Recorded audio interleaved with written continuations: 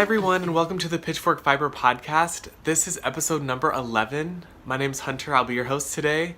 And welcome to my studio here in Chicago, Illinois, where I'm podcasting about things that I've been making, about my time in grad school, really just everything crafty, fibery, and fun. So I hope you enjoy and join me.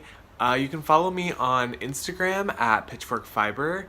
And there I post pretty frequently, so that's where you should find me. And if you want to subscribe to this channel to see what happens on the regular, please do so. But for that, let's get started with some things that I've been making.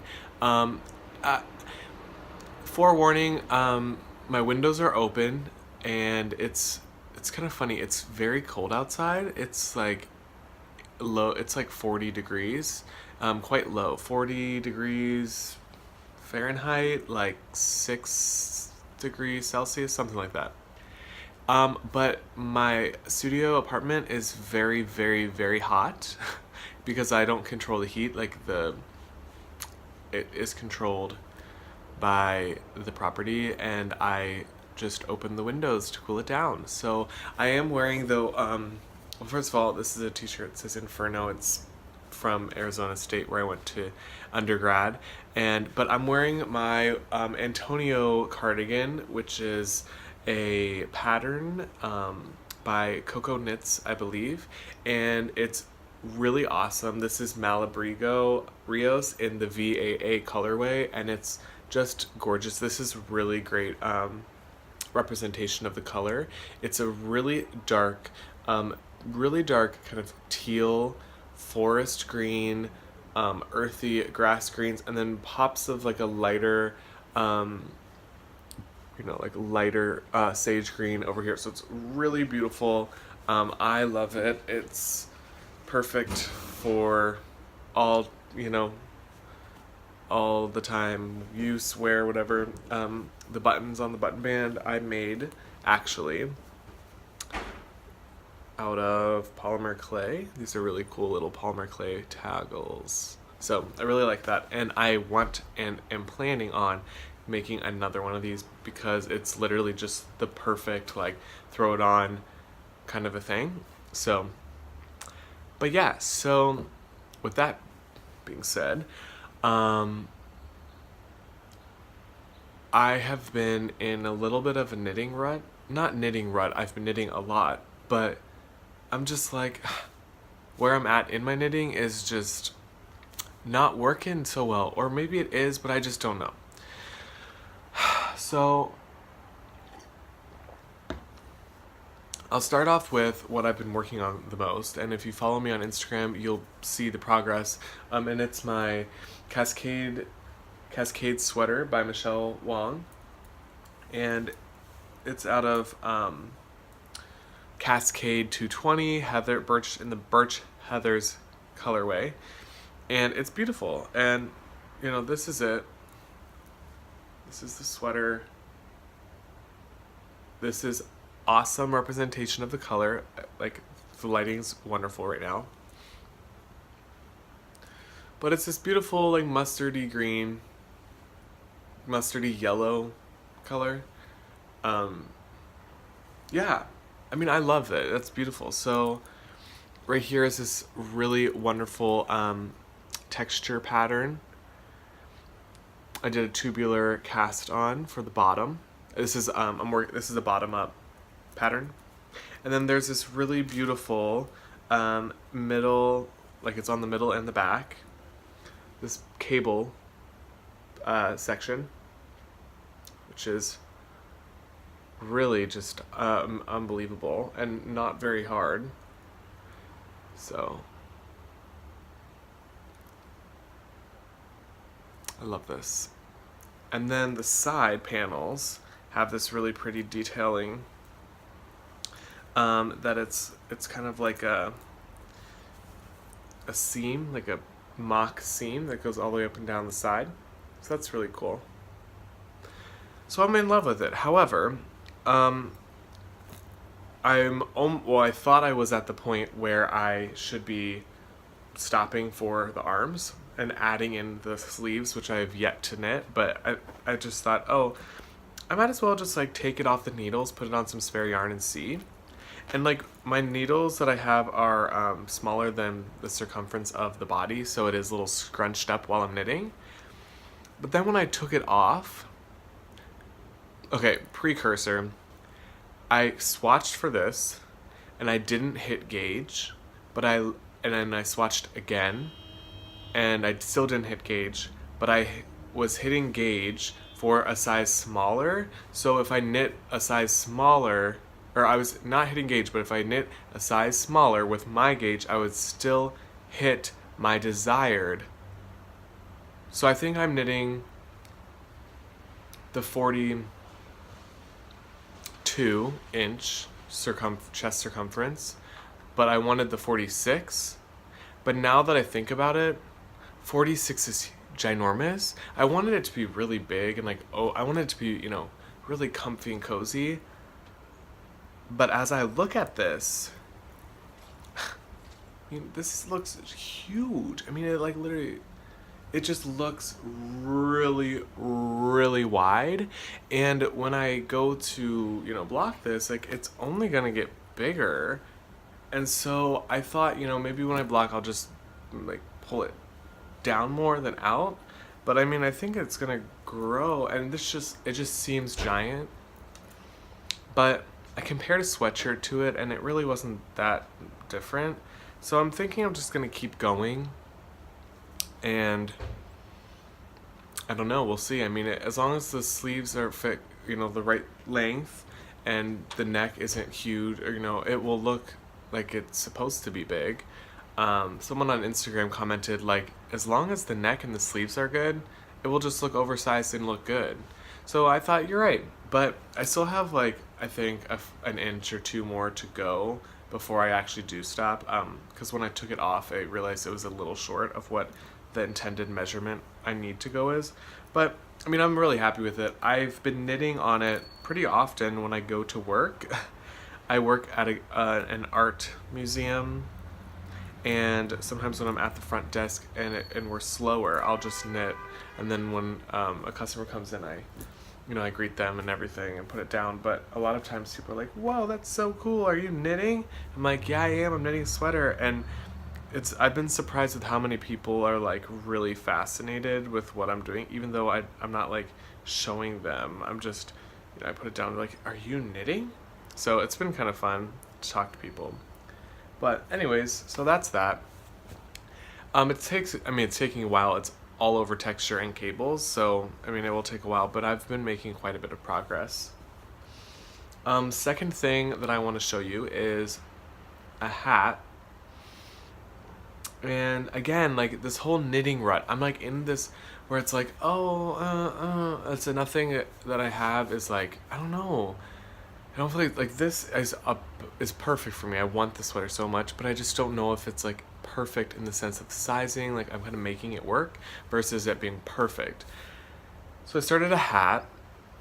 I dyed some yarn up because I had some yarn, and again with the whole like I don't even know what's going on, I've been doing some weird stuff. I've had some yarn that I've wanted to dye up, and I wanted to just kind of experiment with like speckling and stuff, because I've dyed a lot of yarn by immersion dyeing, like very tonal and even colors, but not really speckling or really unique colorways. So I wanted to experiment with that, and so I had this like pan thing that I was dyeing in, which was not really meant for dyeing and whatever, and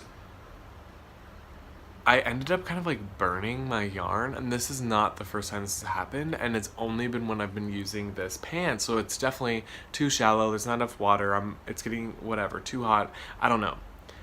So I took it out, and I was, it dried, and I went to touch it, and like all of it was super soft and squishy like it normally is, and then there's a couple spots that were like not soft, and I definitely had like fried it, or like burnt the yarn, or like felted the yarn to a not as soft texture. It kind of made me upset 'cause it's like, man, I love this yarn. It's so soft. It's so pretty. But I don't want little chunks of like felted wool. So I just thought, whatever I make with it will be fine. I'll just cut out the parts and tie a knot and, you know, whatever, magic knot it or whatever. But this is the colorway. And I dyed this with black, brown, like fawn brown, black, and cayenne, peppery kind of cayenne color. And it's funny, the cayenne kind of diluted, it wasn't very strong, so it was like a light pale red, and then mixed with the other colors it turned kind of a pink. But I mean, I really like this color way. It's like it's like a pink, but with pops of red and black and, you know, speckles, and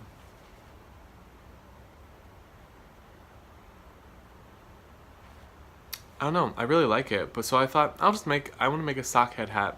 So I started the sock head hat, cast it on what I thought was enough stitches, knit like quite a bit of the brim, and realized this is teeny weeny, meant for like a baby. So then I ripped it out and started again, and so now I'm doing it again, and now it's like looking kind of like the ribbing. I guess it's ribbing and it will stretch, but this is what I have so far.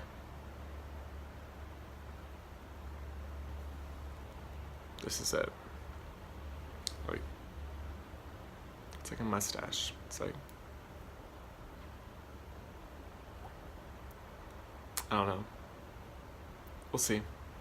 I mean, right now it's working up good, but I don't know. So that's that.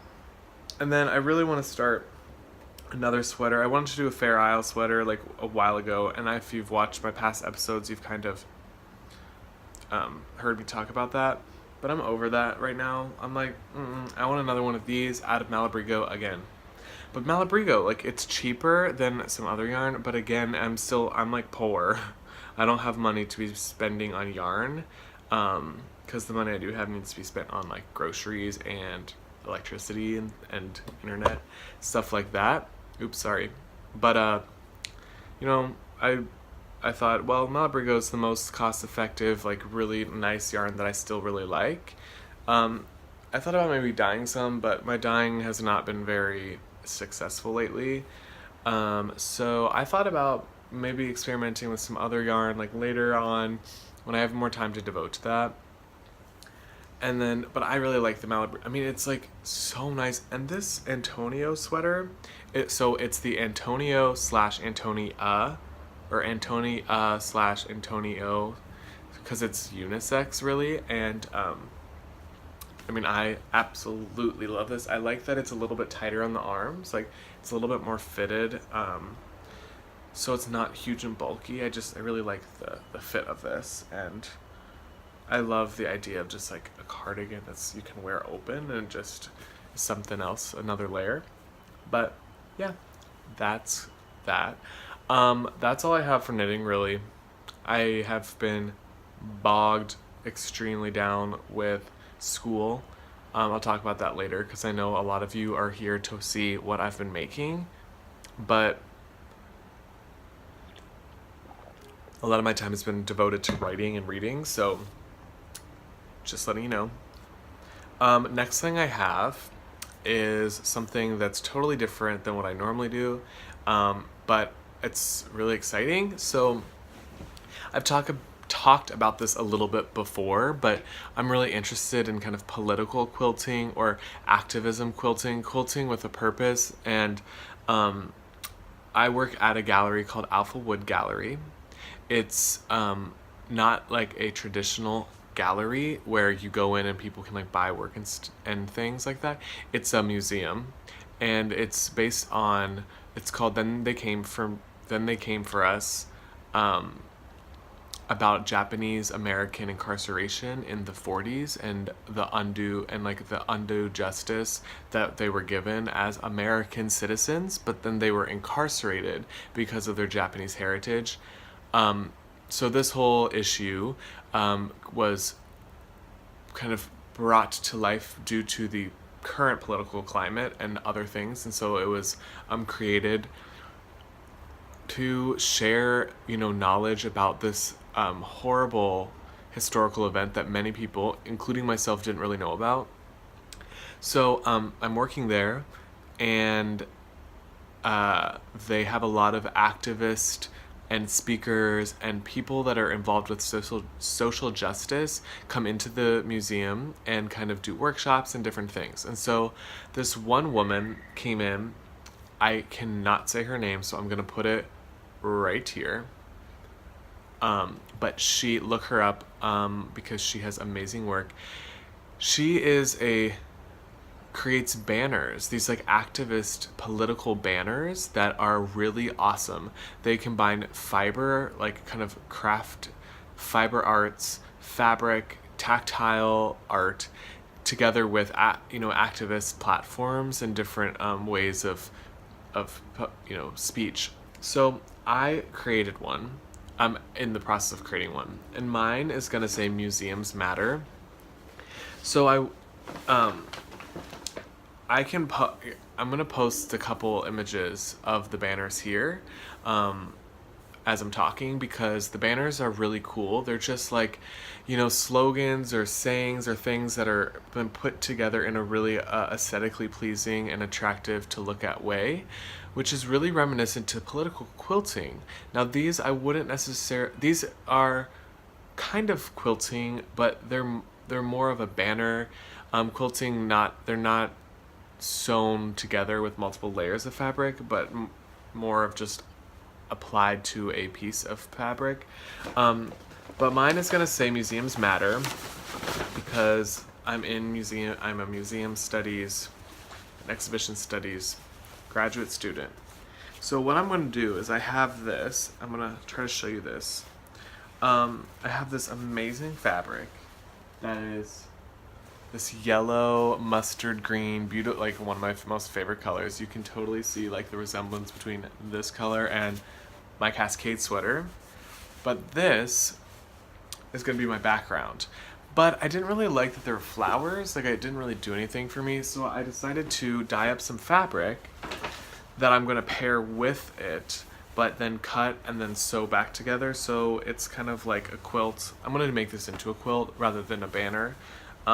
But I dyed up this fabric, some hand-dyed fabric that matches kind of, but it's still different. And it just has a little bit of a kind of a varying tie-dye effect just to give it some interest. And so that will go together with this and kind of just like make an interesting backdrop. Well, then the letters that I cut out are with this bright fuchsia. So it's gonna look really vibrant and crazy, and it's gonna look awesome. So I'm gonna have that, and then I have some fabric that I'm going to add on and around around the letters with bias tape to make it kind of totally jump out and be really unique and whatever. So that's something I'm doing. It's really cool. I'm really into like this project. What we did was we traced the letters and then applied heat and bond on the back. So I'll peel this off, and then I can actually just iron it on to the fabric. And that's how most of the banners were completed that you just saw that she made. But I want to make mine a little bit more of a quilt, so I'm going to do some stitching and different type of kind of applique work. But yeah, so that's that. So that's going to be really cool. And that's kind of for fun / me thinking of ideas for projects for grad school. But yeah, that's really all I've been working on right now. So I thought I could talk to you all about what's going on in my studies as a graduate student. It's getting crazy. Like total crazy. I don't know. I guess it's just the fact that the past 9 weeks of school have been pretty good and easy in the fact that it's like consistent work. It's just not like a huge load all at once, but it's been consistent with reading and writing. But all of a sudden, midterms and like ideas for final projects and everything just are due now. And I'm leaving for Arizona next weekend, in like 2 days, this upcoming weekend.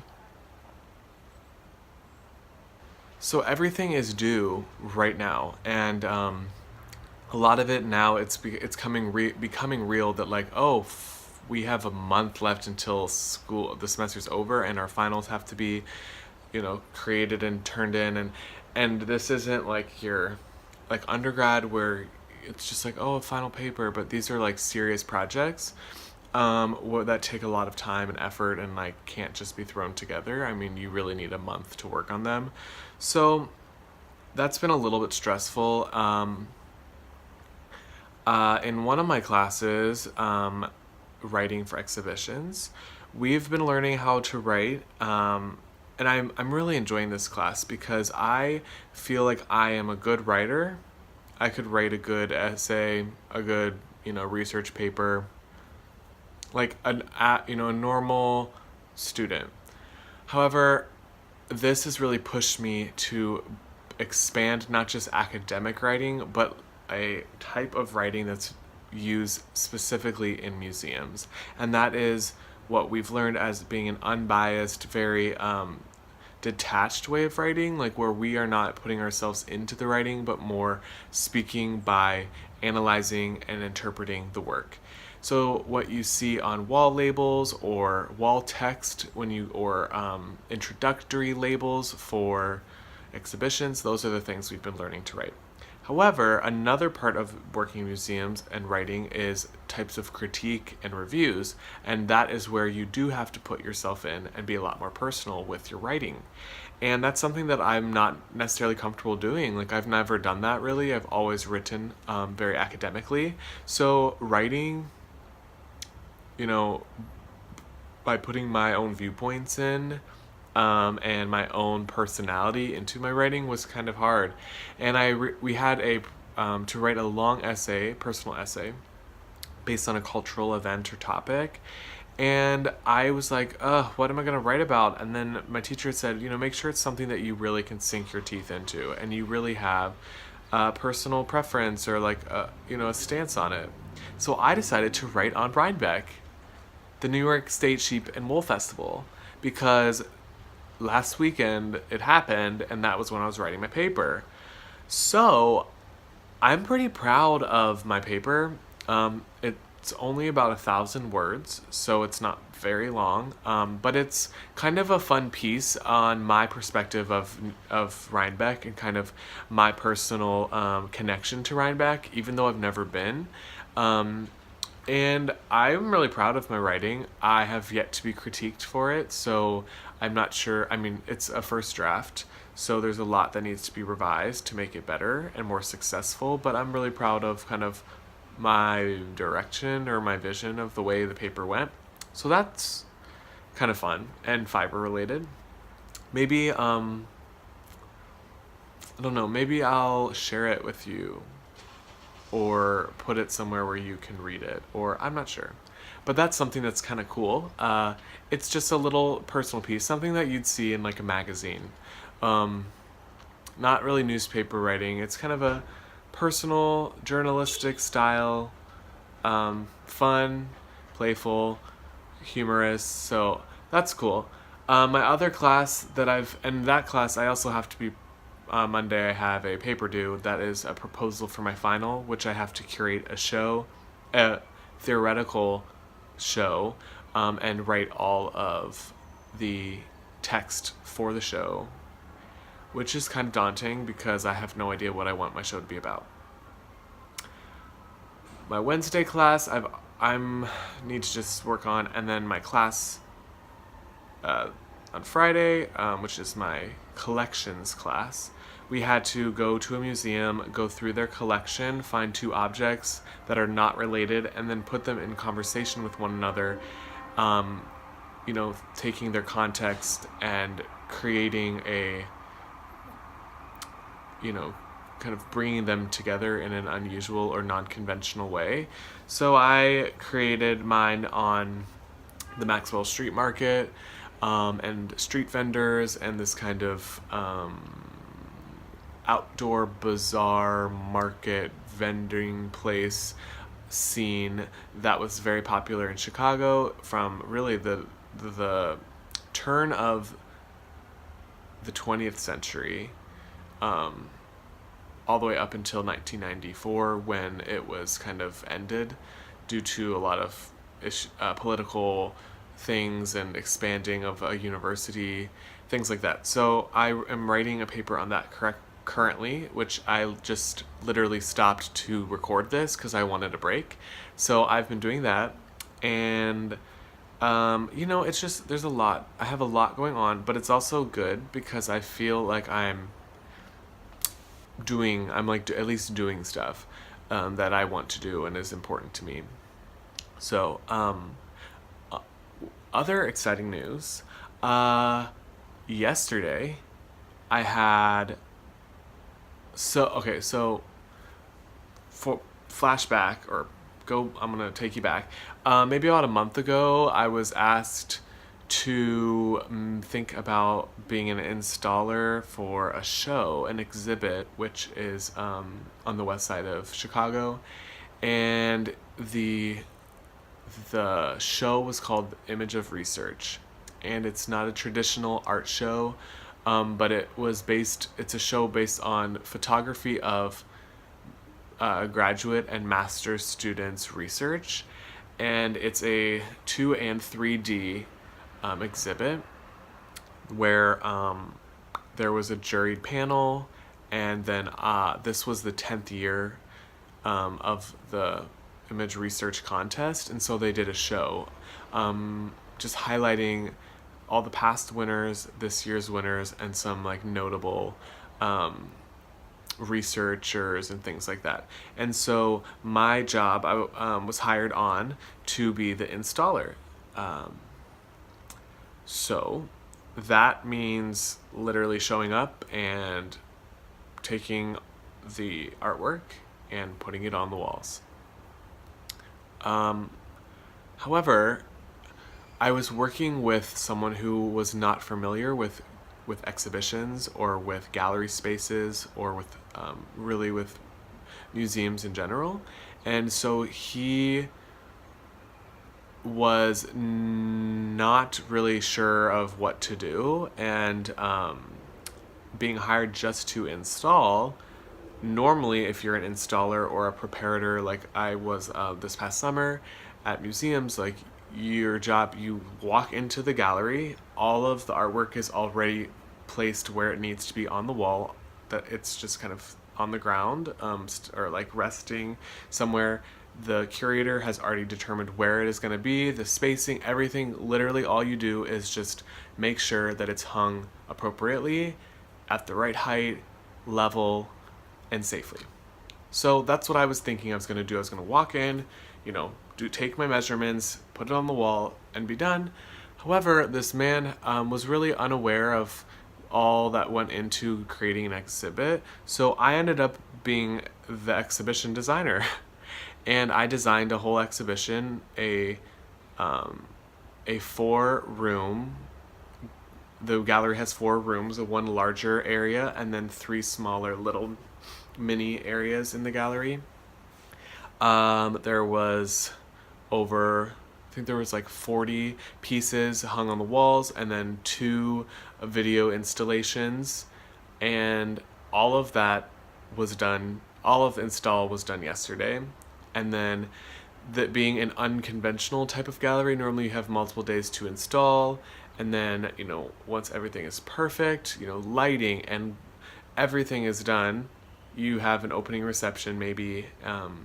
However, this Image of Research, we started yesterday at 8:30 a.m., and by 4 o'clock, people were showing up for the reception. So we went from 0 to finished exhibition, lighting, wall text, labels, installed properly, everything in that amount of time.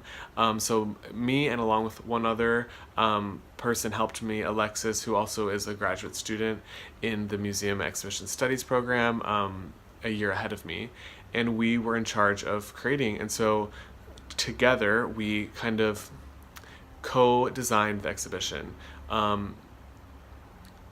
We had what the things that we didn't necessarily curate the show necessarily, because the images that had to be put up, we were told which ones had to be put up, but then we had some leeway with like where they went, and so we decided where the things went on the walls, how it was displayed, and like what the flow of the room was going to be like. We decided spacing, how high to hang, how much room in between, lighting, everything was done. So that is a huge accomplishment, I think.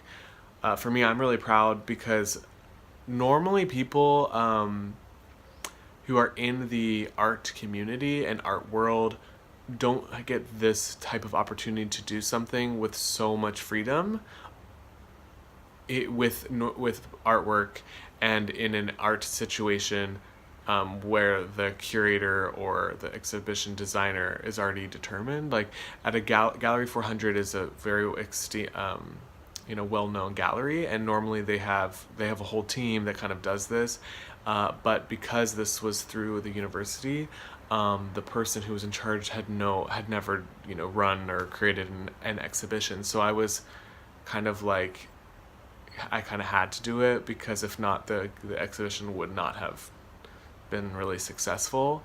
So I was really happy to get that experience.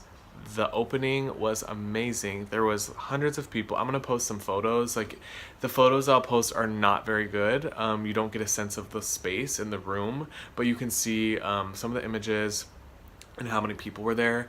There was a lot of people came because a lot of the researchers there talked about their works, and it was great. I got to talk to a lot of people, and I was, when everyone was in there and the lights were, in the right spots, and all of the pictures were hung straight and even and level, it really was great. So I'm really proud of that. That's something that is new and exciting. I don't know.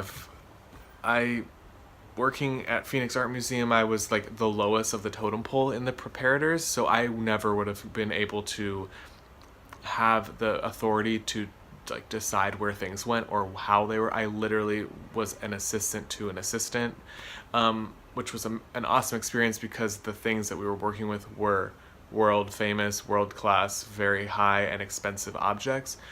So the reversal of that, me getting a lot of freedom and being able to do this, was something that, all of that internalization and learning from my past experiences were able to be put into fruition, and I was very happy. So yay! Yeah, really excited about that. So maybe more in the future. I am thinking about maybe next year curating a show, slash of my own work. So we'll see.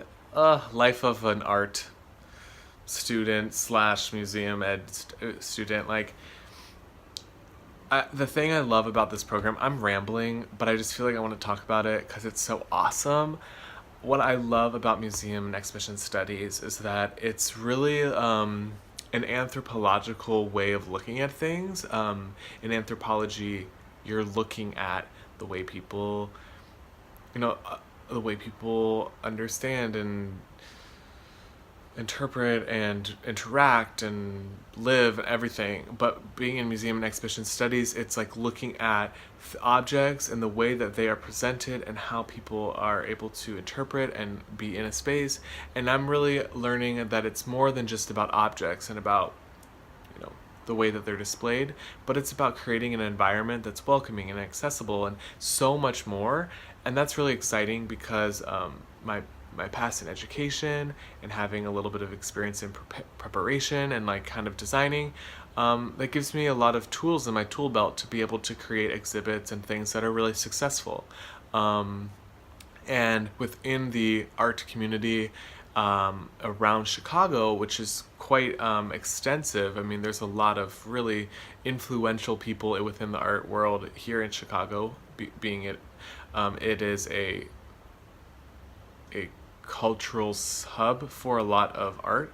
Having the Art Institute of Chicago, the Museum of Contemporary Art, extremely well-known galleries, a lot of very high-end galleries, and a lot of cultural spaces, everything. It's just a really awesome space to be living in right now and to be working in. So I'm really happy about that, and I'm excited about the future. So that's that. That's enough. Oh yeah, I'm going to Arizona this weekend. I'm going to visit for my university alumni day, alumni weekend. There's a swim and dive competition, also a football game. A lot of my friends that have since moved away from Phoenix are coming back, and we're all going to kind of hang out and do stuff over the weekend. So I'm really excited about that. It's gonna be an exciting weekend. It's like it might have even snowed last night. It was like in the low 30s last night here in Chicago, and it was like almost 100 degrees yesterday in Arizona. So I'm really excited about that. Get some warm weather for just a couple days. But it is a little stressful because when I come back on Monday morning, I have to go straight to class and I have things to do. And so that's why I'm really trying to get stuff done now so I don't have to worry about it while I'm in Arizona. And that's why I decided to podcast, because I was in the middle of writing. So, when you're bored and tired of writing a paper about 2 slides that you found in a collection from the 1990s, you podcast about knitting.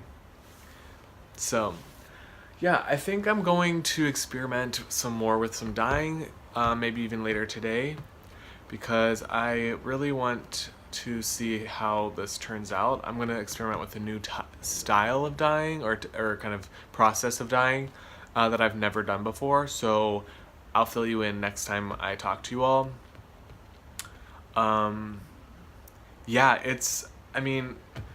It's beautiful out. The leaves have now changed colors. They're all gorgeous, golden, oranges, yellows. It's a lot crisper. Like just a couple weeks ago, it was quite warm in the 70s, and now it's quite cool. But that means I get to wear hand-knitted objects. I'm gonna wear my huge scarf shockwave shawl slanket that I finished a couple months ago to school today, because it's been awesome. Okay, so one more thing about school. A lot of the people in my program, they have very unique backgrounds of coming from anthropology or sociology, or anthropology, or art history or things like that. But me coming into the program as an artist, a fiber artist, and also an art educator, I have a different kind of perspective. And so I've really been playing that up, like using my opportunities to write about knitting and sewing and quilting and yarn and fiber. And so a lot of my classmates are like, oh my gosh, we love that you knit. I want to see more of your stuff. And it's been scarf weather, and I've not really showed any of them my scarf.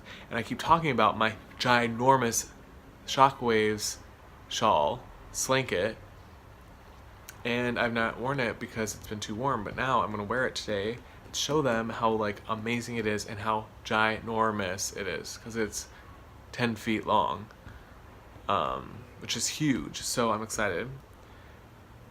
And yeah, it's beautiful out. It's sunny. It's nice. I'm gonna finish up my writing. Let me know down below if you want to hear or read my article about Rhinebeck. I think it's really fun and unique, and it might just make you smile. And if so, let me know down there below. I love hearing from you all, whether that's on Instagram or in the comments on YouTube. I've really been loving the conversations that I've been having with people from all over the world and the United States. So keep that up because that really just makes me so happy. And subscribe to the channel if you want to catch me the next time I podcast. It is getting cooler, so I will tell you that I will be knitting like pretty often. It's just, will I have the time in my schedule to podcast? So that is TBD. But I'll be on Instagram, so you can catch me there. So thank you for joining me today. I know I talked a lot about random stuff, but it was a necessary break, and I'm glad I got to podcast. So until next time, I will catch you later. Please have a good rest of your week. Enjoy the weather wherever you are, cold, warm, hot, and I will see you next time. See ya. Bye.